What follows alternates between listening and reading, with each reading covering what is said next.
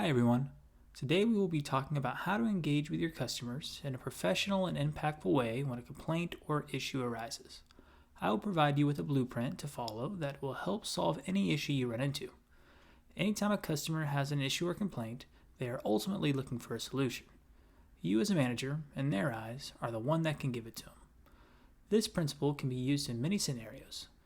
When using this principle, our goal should be to create a winning solution for the customer without impacting your business in a negative way. Customer satisfaction should always be top of mind. When engaging with a customer who has issued a complaint, we can use the L.E.A.R.N principle to guide the conversation to our benefit. Now, there are many different forms, verbiages, and acronyms associated with this customer satisfaction principle. You may have seen this laid out differently in the past, but no matter how you spin it, they all basically mean the same thing. Here's what I've taught my team members over the years.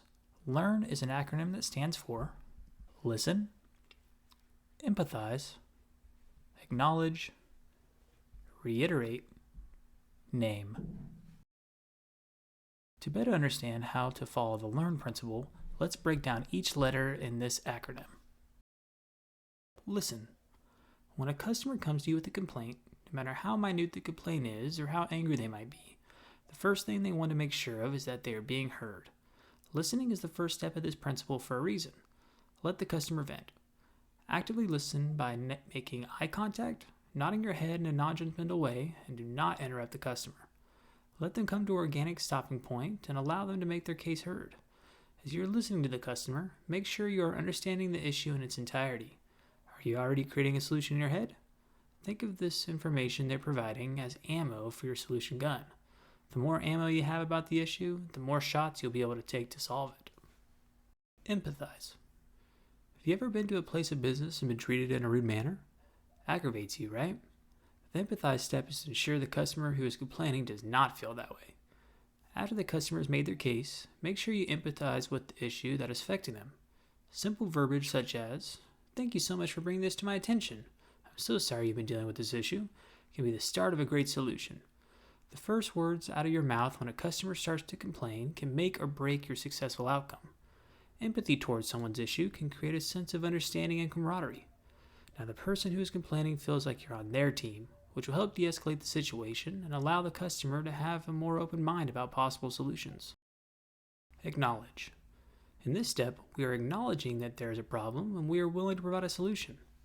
I understand that can be frustrating and I am here to help. It's a great line to use for showing acknowledgement. This is where you can take control of the conversation and lead it to a favorable solution. Now we must gear up and be ready to provide that solution. Before we move on to the next step, let's make sure we understand the problem in its entirety. If you do not understand the complete problem, or if you do not have a solution already in mind, ask pointed questions which will allow you to gain information which you know will lead you to a solution.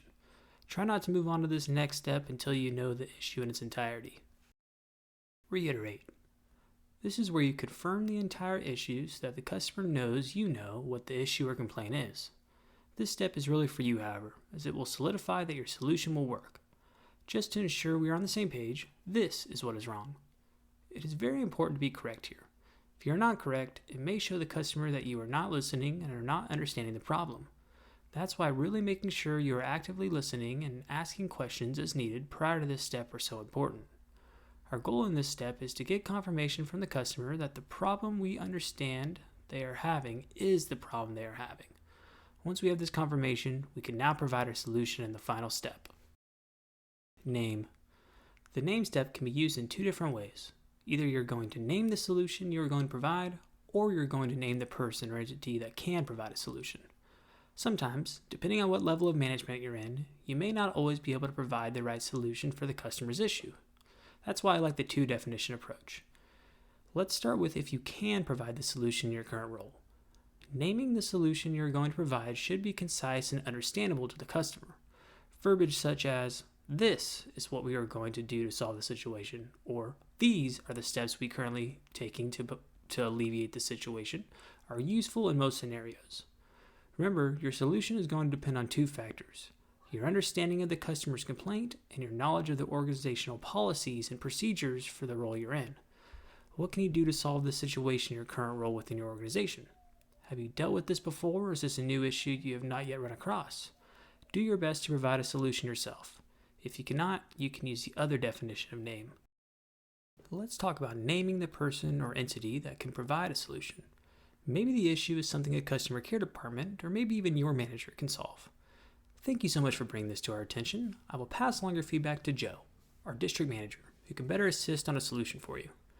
The most important thing to consider when naming someone else to solve the solution is follow-up.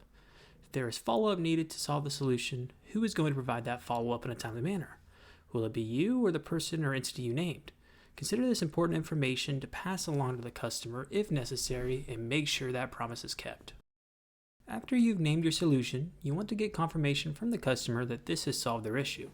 Does this sound agreeable to you? It's a great line I've used over the years.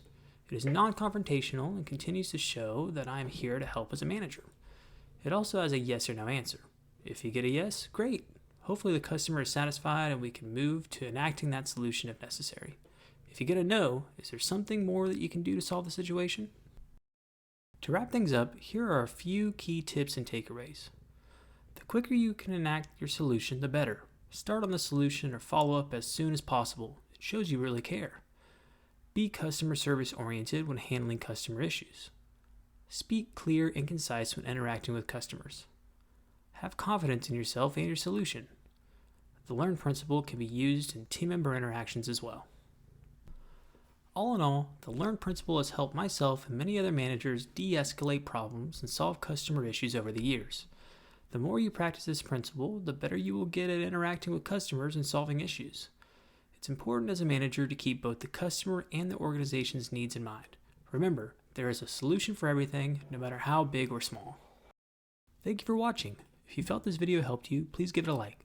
Feel free to drop a comment on your thoughts and subscribe for more manager solutions.